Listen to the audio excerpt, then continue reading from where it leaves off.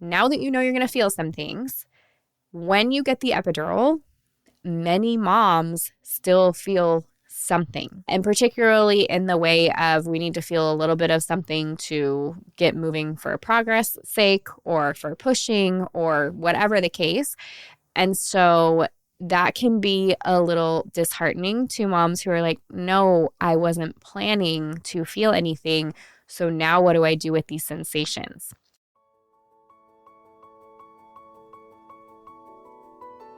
Getting pregnant and giving birth are two of the most exciting things you can ever hope to experience in this life. The moment you think you could be pregnant, you're frantically searching for all the best information, which is why you're here today. I'm Stephanie King, and with my many years of experience as a professional childbirth educator, doula, and lover of all things pregnancy, birth, and postpartum, I'm here to make preparing for your birth enjoyable, empowering, and totally easy. Each week, I'll cover different topics, interview professionals, and get into the nitty-gritty birth stories from mamas just like you. And when you're ready for more, you can join me in the My Essential Birth course at myessentialbirth.com, where I take you step by step through exactly how to prepare your mind, body, spirit, and partner for a birth you love. So let's get started.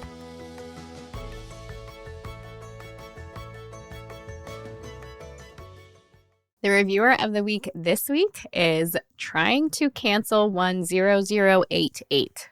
So I hope you're not trying to cancel leaving awesome reviews, because I liked this one. She said, great host. Stephanie is a great host. She asks thoughtful questions, and her conversations with her guests are easy to follow. Great advice and education for new and expecting moms. So thank you so much for that. Again, if you guys haven't left a review, go leave one now. It is easy to do. You just hit up Apple Podcasts and hit Pregnancy and Birth Made Easy. Scroll to where you can click the stars and write a review. Leave us an awesome review, and I will read it here on the podcast. Today, though, I want to give you 8 things that nobody tells you when it comes to birth. So hopefully after today, you will have some new information to take with you so that you feel a little bit more confident about what may happen in regards to pregnancy and birth.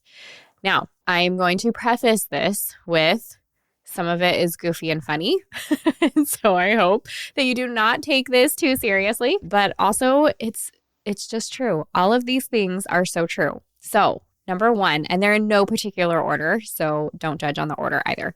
But number 1, your water might not break. Oh, gasp, right? Some of you might know that, and some of you might not. Your water breaking is like what we see in the movies. It does happen. It can happen, but it might not break at all, actually. So it's not just at the start of labor where we're worried about like, boom, we have this big gush of water and it's like all of a sudden contractions begin and it's time to get going. It also just might never break, which is that kind of crazy. Like your baby can be born in the bag of waters. It's called being born and call. And it's actually meant, or like old wives' tale, it's supposed to be like this great blessing and a wonderful thing for your baby, which I think is kind of cool. My third baby was actually born like this. So my third baby was born at home in a birth tub, and I didn't get to see it. My eyes were closed and I was focused on pushing that baby out. But when my baby came out, everybody said that he was still in his bag of waters, and then it burst shortly after. But I just think that would have been so cool to see. My doula, who was there, was helping me. Otherwise, it probably would have gotten caught on camera because she was also taking pictures for me. So kind of cool if you have somebody around that can like be ready with a camera if that happens, because oftentimes when they are born in the bag of waters, it does split very quickly. So it's like you get to see them in the bag of waters and then it's gone. And even in my case, when I was laboring, I remember my midwife saying like, your bag of waters is bulging. Like they were all expecting it to like break at some point and it just didn't. So it was kind of fun. But also, your bag of waters can break at any time during labor, and it might even break before labor begins. So obviously, many weeks before you're supposed to have your baby, we don't want to see that happen.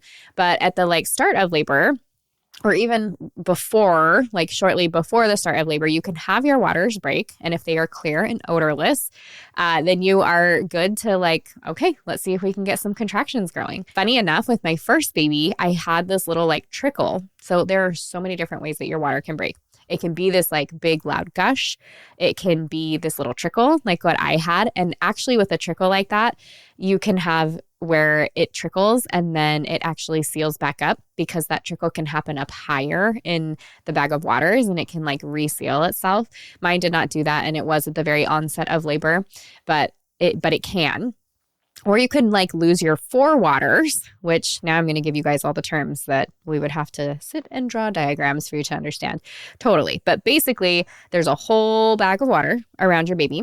And sometimes when your baby is pushing down on the cervix, the top of their head kind of pinches off the water that is between like the top of their head and the bag of waters that would be above their head. And so they call that the forewaters because if your baby's head is down low and hitting on your cervix and kind of sealing just that little like bubble that would be above their head off, then that can pop and break. And so you have this like mini gush, and then you won't have this like big gush of water. So even though it's totally broken in the front there, we won't see that gush of water until baby's head makes its way through enough that the water can get by the neck and shoulders and through and out. So it's kind of interesting. And actually, only 15% of moms will experience premature rupture of membranes. And that's what I was talking about, where your water breaks, whether it's a little bit or a lot, and you don't have any contractions, even though it's the beginning of labor. And so it's not as common as you would think for that to be the case. And it's not crazy common either for contractions for bag of waters to break and contractions begin, as that is how your labor begins. Most often, labor will begin with contractions, and then you will have the bag of waters break at some point along the way. So kind of interesting.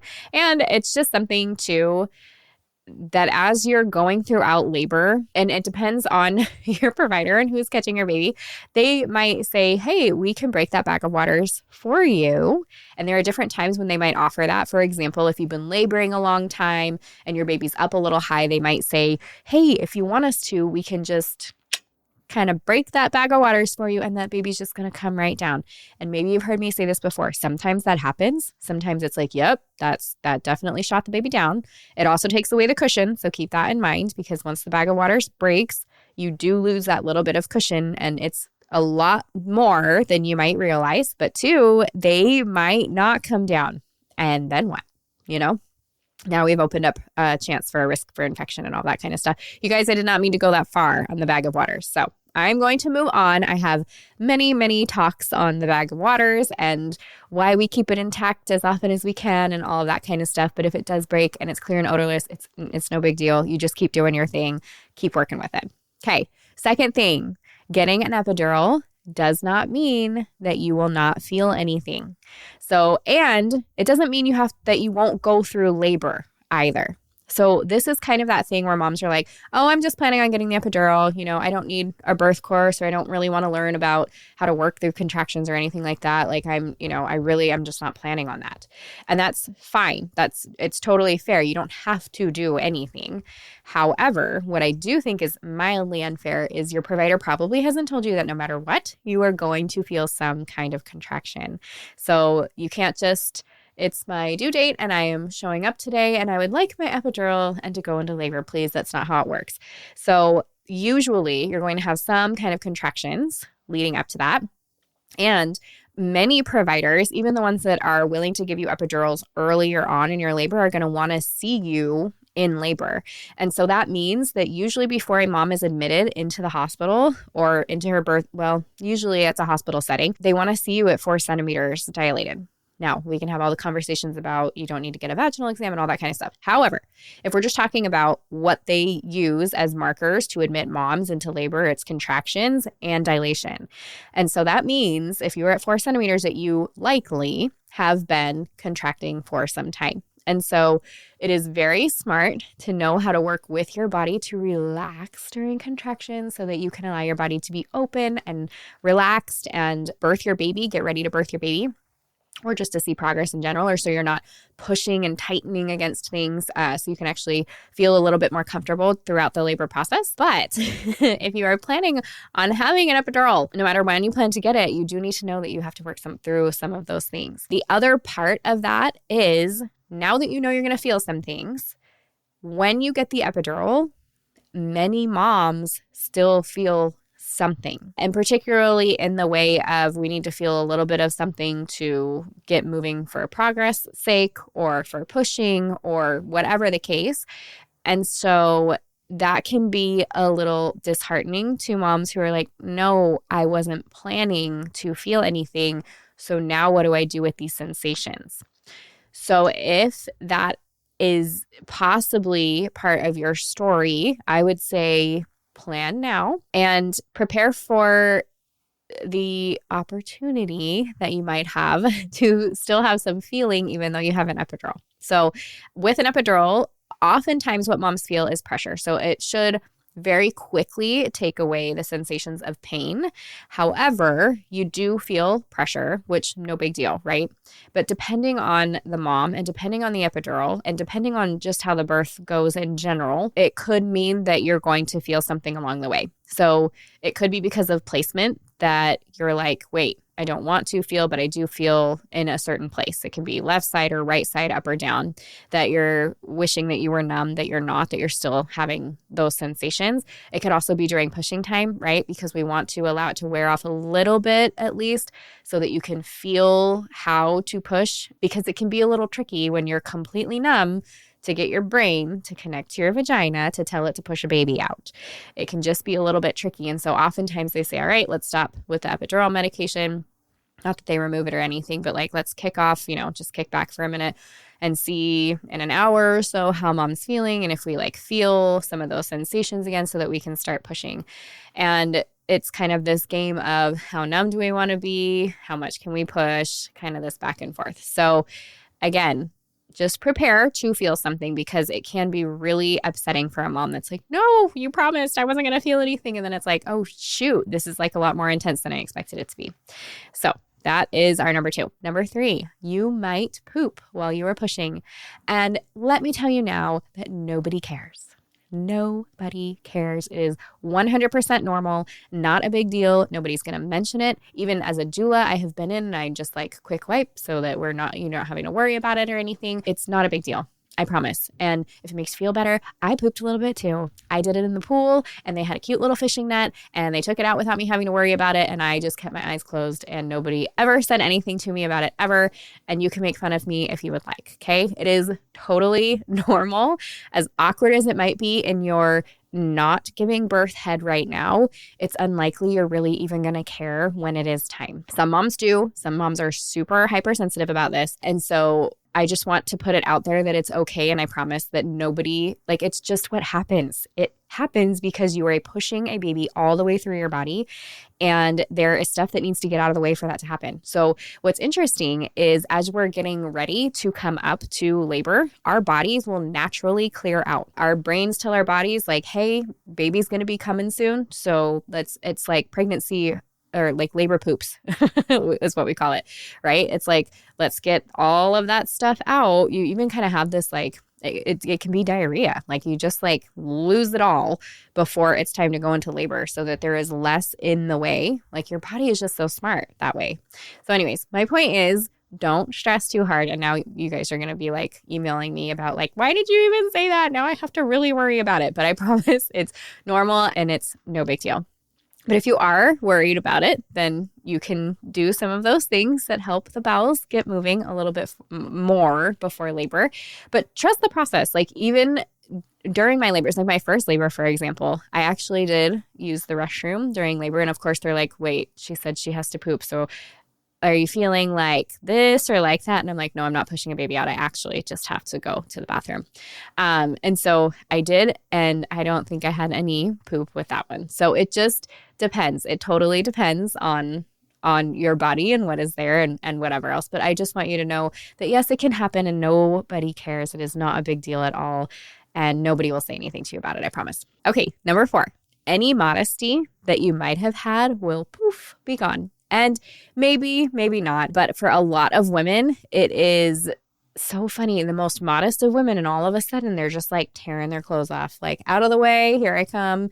And as I've said before, it's one of my favorite parts of being with a first-time dad, especially with a mom that's more modest, because he really is just like slunk back into himself, like glaring, like eye to eye, or side-eyeing like back and forth. Like, is everybody else noticing what I'm noticing? Because like, why is she getting naked? Anybody? But it's very, very normal and not a big deal. I was actually surprisingly, I don't know why I say surprisingly, but I was surprisingly more on the modest side. Even when I gave birth in the tub, I did have a top on. It was just like a bikini top. And just because I wanted to be able to breastfeed and get it off quickly if I needed to, I wasn't sure if I was going to care being naked or not, but it was comfortable on top. It didn't bother me at all. And I had everything off below. So it really is just whatever you're comfortable with. But it is kind of funny to, we think things are going to be a certain way, and then they get moving and you're like, anything I thought I cared about, I don't care about anymore. So know that could be the case. Number 5, you do not have to be induced if you go past your guest date. You do not have to be induced if you go past your guest date. Now, I've talked to you guys about this before. This is a conversation every single one of you needs to have with your provider. I used to say, maybe think about having this, or here's a good time to have it. Or if you're concerned about whatever, everybody needs to have this conversation with their provider because almost every provider is pushing this right now. So your doctors will tell you that you need to schedule your induction just in case you go past your guest date, and they're going to want that induction scheduled by 39 weeks. And you do not have to do that. And I am not giving you medical advice. That's not what this is. And I'm not telling you to not do it. I am telling you have the option to choose whether or not you want to schedule that induction. You guys have heard me talk about this before, but if you are new here, it is a big thing that providers are, I want to say recommending, but it's almost like requiring that induction to exist because of whatever. And they will cite the Arrive trial and all the other things. But you need to know that it may also be perfectly safe for you to say no to the induction and to continue on in your pregnancy, because if your body has not gone into labor on its own, there might be a reason for that. And it is very normal for a body to go into labor 40 weeks plus, 42 weeks even. It just depends on the provider that you're with. So make sure that you're having that conversation with your provider ahead of time. Know that you can say, oh, I don't really want to do that, but thanks so much for the offer. What are some other options? Or here's what I'm doing to keep my body healthy and low risk, so I don't have to worry about that. But I am going to be walking, and I'm going to be drinking red raspberry leaf tea, and I'm going to be relaxing and waiting for labor to start on its own. And I trust that my baby is going to send that signal at the right time. And if you want to keep track of my, blood pressure and our heart rates and all of that, that's great. But I am okay waiting for this to get going on its own. The other thing that you can do is, if you're feeling a little bit unsure about that, is, as I've said before, go interview an out-of-hospital midwife.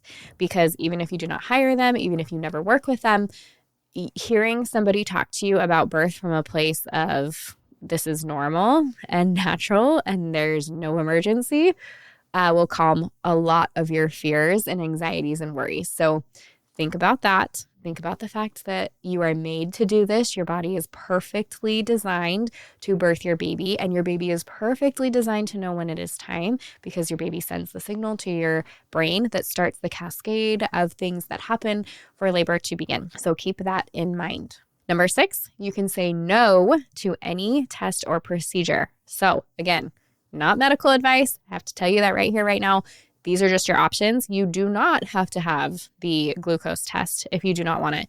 In fact, if you would like to keep track and prick your finger and keep track of your own glucose numbers throughout the day, you can totally do that. That is an option. You can ask them if you'd like to do the glucose test to be able to have like the fresh test. I'll put a link for that if you guys are interested. That's like a natural form of exactly what you need so that you have the right amount of glucose in your blood as they are testing it, so they can do the glucose test if you choose to do that. You can say no to induction, as we talked about.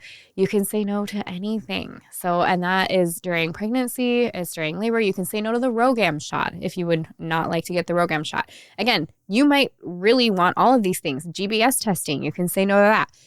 But you have a choice. And so I really, really want to drive that home, just knowing or telling you guys that you are totally in charge of your healthcare. You get to choose along the way. You get to decide based off of education. That is like the most important part, is you have to have the knowledge behind it, right? Because otherwise you're going to be like, I don't know, I just feel like I don't want it, which is fair. That can totally be part of the decision making. And you should probably know what you're saying no to and why. So understanding the benefits and risks behind each of these things And you know what? It's going to be different mother to mother and baby to baby. So you might have felt very strongly one way with one baby and very strongly another way with another baby, or not cared about certain procedures or whatever with one or the other.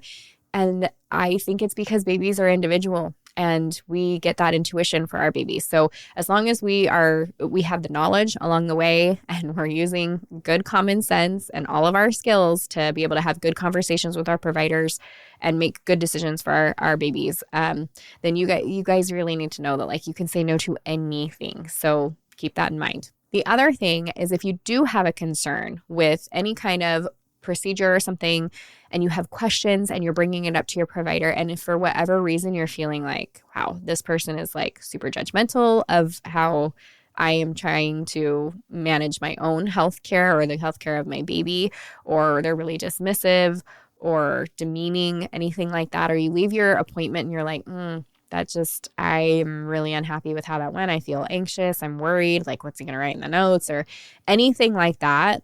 Then it's time to search for another provider. And as I've said before, when you go and look for another provider and you're asking questions and you're getting different responses, it's either going to help solidify the fact that you're with the right one. You can be like, okay, yes, actually, that was perfect. My mistake. Or you end up with another provider that you're like, oh my gosh, I just feel like a weight lifted. This person gets me better. We're definitely on the same page, whatever that looks like. And that can look like going from OB to OB or OB to CNM or CNM to CNM. Like it really is, it doesn't matter that you don't have to completely switch the kind of care that you're getting, although I totally think that it's worth your time to interview different kinds of providers as well. But it doesn't mean you have to switch that intensely or switch up the kind of provider that you're using. Could just be like personality or how this person practices. And asking those questions is going to help you to get those answers. So think about that. Now, number 7, you will bleed for 6 weeks after birth, no matter if you had a vaginal birth or a cesarean birth. So this is a common misconception for my moms who do end up, for whatever reason, needing a cesarean birth. And I always felt like this was so unfair. You still have to bleed for 6 weeks. So on top of the fact that you were recovering from surgery, yes, your uterus is also recovering from growing a baby. And so it is doing a lot of the shedding of all of the like endometrial material and other stuff that's in there. And so it does this whole shedding and cleaning out process for 6 weeks. So it can be a little bit tricky. I always say if you are a mom that ends up as a cesarean mom, just make sure you have a lot of help and support around you, because it's just like your body is going through so much and the healing is just so much, because you're healing from birth, because you're healing from surgery. And then you've got all the emotional ups and downs, mix that with possibly some medication. And it can just be kind of this, it's a lot. It can be really overwhelming, which having a baby is very overwhelming on its own. So if you can, make sure that you surround yourself with that awesome birth team and then that awesome postpartum team. Make sure that you're communicating out loud, not just in your head, out loud with people that can be supportive and validating, and make sure that your spouse or birth partner also has support that they need, because it is tricky taking care of and seeing somebody that you love healing from something like that. So anyways, either way you give birth, it's going to be 6-week recovery for the bleeding. So keep that in mind. And then number 8, no matter how painful or intense birth is, you will want to do it again. And maybe that might not hold true for all of you, but I don't think the pain or intensity would be the thing that has a mom saying, I'm not going to do this again, provided it wasn't extremely traumatic, which if you are here, you are doing all the things to make sure that that is not going to happen. So we're going to say that that is not going to be your case. But it is so true that, and it's so crazy, because I remember after giving birth to I think it was my third, and I had texted my sister and I was just like, what was that? It was so intense. But then I don't know, like your brain, it's just how we're designed. It's how God designed us to say, we're just going to put a little bit of amnesia on the pain and intensity right there so that we have this desire to do it again. Also, when you get to hold that little baby and watch them grow, and they're just so cute, and then they grow out of the baby stage and you're like, wait, like a kitten, like, oh wait, I need another kitten, which by the way, don't do that, because that's the baby that never grows up. I keep making that mistake. But babies are so dang cute and you just love them so much. And yeah, you'd be willing to do anything for them, even go through labor and birth to have another one. So remember that no matter how crazy this is, chances are you're still going to want to do it all over again. And the goal would obviously be to have an incredible experience that you can share with others so that we can spread the good news of labor and birth all over everywhere. And then you can come share it with me, possibly on the podcast. That would be amazing. But to be prepared to have an incredible birth, that way you look back on your birth with joy. And it's something that you want to share with the world, and it's something you get to pass down generations and say, yeah, your birth was incredible. And so I hope when your wife is having her babies or when you're having your babies that, that you can experience the same. So if you're looking for some help and kind of some hand holding, walking you through the process of birth, that's where you should dive into the birth course with me. So head to myessentialbirth.com and you can get started there. But if you guys have questions about the birth course or about birth in general, you always have the opportunity to reach out at hello@myessentialbirth.com or Instagram @myessentialbirth. And we love chatting back and forth with you guys about whatever's going on. But yes, if you want somebody to just walk you through step by step, hold your hand, give you all the knowledge that you could possibly stand, so you have an incredible birth that you can share with others, definitely get started with the My Essential Birth course. If you loved what you heard today, the very best way to support this podcast and help other moms to find it is to leave a quick review. I read one at the beginning of the episodes, and I would love for yours to be next. And if you're ready for even more pregnancy, birth, and postpartum goodness, come join me in the My Essential Birth course at myessentialbirth.com, where I will hold your hand and walk you through pregnancy and birth step by step so you're totally prepared for a birth you'll love. See you next week.